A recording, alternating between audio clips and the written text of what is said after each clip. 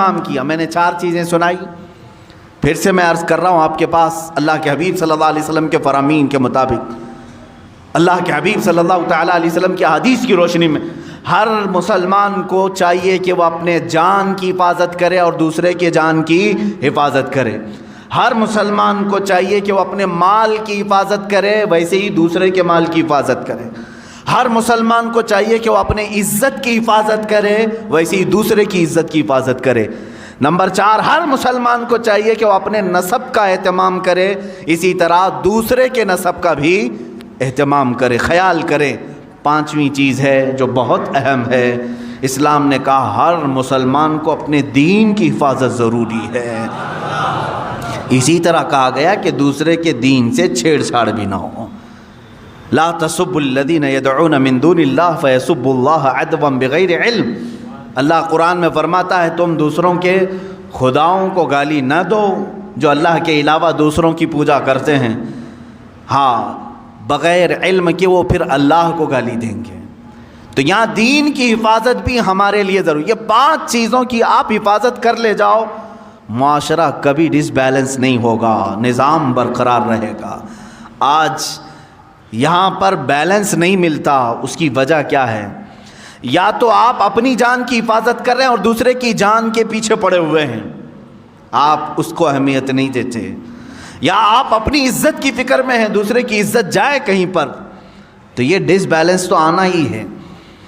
یہاں آنا ہی ہے. سیدنا عمر فاروق رضی اللہ تعالیٰ عنہ کو دیکھیں، عزت کی حفاظت ہر مسلمان کے لیے ضروری ہے. تو اس کے لیے آپ نے کیا فرمایا؟ ایک بار غسان کا ایک بادشاہ آیا، اسلام قبول کیا، اس کے ساتھ اس کی فوج بھی تھی، اسلام قبول کر لی. اس خوشی میں مسلمان پورے خانہ کعبہ کے طواف کے لیے آئے. طواف کے دوران اس بادشاہ کی لنگی پر ایک مسلمان کا پیر پڑ گیا. لنگی کھلی، تہبند کھلی، تھوڑی سی اسے شرمندگی ہو گئی. بادشاہ وقت تھا، لیکن طواف کے وقت کہاں بادشاہ، کہاں غریب، کہاں فقیر ہو گیا. لیکن اس کے بدلے میں اس نے پلٹ کر کے اس مسلمان کو مارنا شروع کر دیا. بہت مارا، زخمی کر دیا. اب ظاہر سی بات ہے جان بوجھ کر کے تو اس کی لنگی کھینچی نہیں تھی اس مسلمان نے، اس کی تہبند پکڑ کر کھولا تو نہیں تھا، پڑ گیا پیر.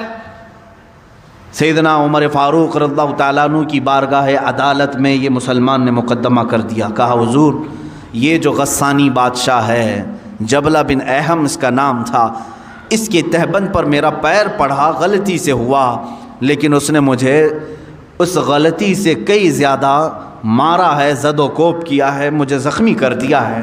سیدنا عمر فاروق رضی اللہ تعالیٰ عنہ نے اس مقدمے کو سننے کے بعد سیدھے بادشاہ کو اپنی عدالت میں طلب کیا. کہا بادشاہ آ جاؤ.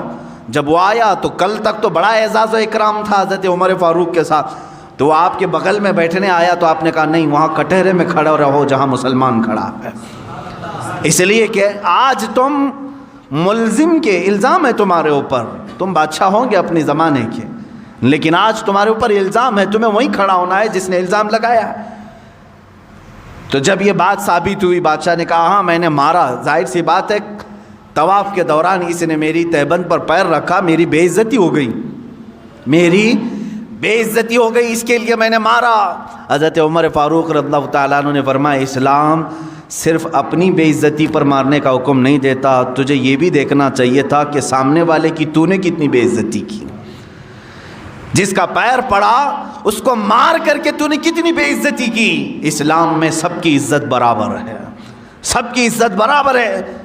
حکم دیا حضرت عمر فاروق رضی اللہ تعالیٰ عنہ نے، غلطی کی سزا 1 تھپڑ 2 تھپڑ ہو جاتی، اس نے جو زیادہ تجھ پر مارا ہے اتنا بدلہ تو اس کے ساتھ لے لے. فیصلہ ہو گیا. مسلمان کو کہا گیا تو اس بادشاہ کو ویسے ہی مار جیسے تجھے اس نے مارا ہے. اس نے کہا کیا ایسی بھی کوئی فیصلہ ہوتا ہے، ایسی عدالت ہوتی ہے بادشاہ کے ساتھ ایک عام آدمی کو مارنے کا حکم دے رہے ہیں آپ؟ کہا ہاں یہ عدالت مصطفیٰ ہے، یہاں ہر ایک کے حقوق برابر ہیں. وہ عدالت مصطفیٰ جہاں خود میرے آقا صلی اللہ علیہ وسلم فرماتے ہیں اگر میری بیٹی سے بھی کوئی چیز صادر ہو جائے میں اس کے بھی ہاتھ کاٹوں گا. اللہ کے نبی صلی اللہ تعالیٰ علیہ وسلم نے فرمایا یہ عدالت مصطفیٰ. حقوق انسانی اس کو کہتے ہیں میرے عزیزو، ہیومن رائٹس اس کو کہا جاتا ہے. بادشاہ نے کہا مجھے مہلت دو، کل آپ کی عدالت میں آ کر کے میں یہ سزا قبول کر لوں گا، لیکن اسی رات کو غائب ہو گیا، اسلام بھی چھوڑا، مرتد ہو کر چلا گیا۔ بعض لوگ جو اپنے آپ کو روشن خیال کہتے ہیں اس زمانے میں، یہ کہتے ہوں گے اگر معاف کر دیتے تو وہ اسلام میں تو رہ جاتا، اس کا دل بنا رہتا۔ حضرت عمر فاروق رضی اللہ تعالیٰ عنہ کے زمانے میں کچھ لوگوں نے کہا، لیکن وہ ماڈرن خیال کے نہیں تھے، لیکن انہوں نے کہا کچھ رعایت آپ کر جاتے وہ اور اس کی فوج رہ جاتی۔ حضرت عمر فاروق رضی اللہ تعالیٰ عنہ نے فرمایا اللہ کریم ہے، اس طرح کے 1000 بادشاہ اسلام میں لائے گا، کسی ایک کے جانے سے مجھے کچھ فرق نہیں پڑتا۔ فرق تو یہ ہوتا کہ اگر آج میں نے اس کے ساتھ الگ فیصلہ کیا ہوتا، صبح قیامت تک آنے والی قومیں بادشاہوں کے ساتھ الگ انصاف کرتی، غریبوں کے ساتھ الگ کرتی۔ یہ ہیومن رائٹس ہے، جہاں سے بالکل کوئی ایک قطرہ بھی کسی کا ناانصافی سے استعمال نہ کیا جائے۔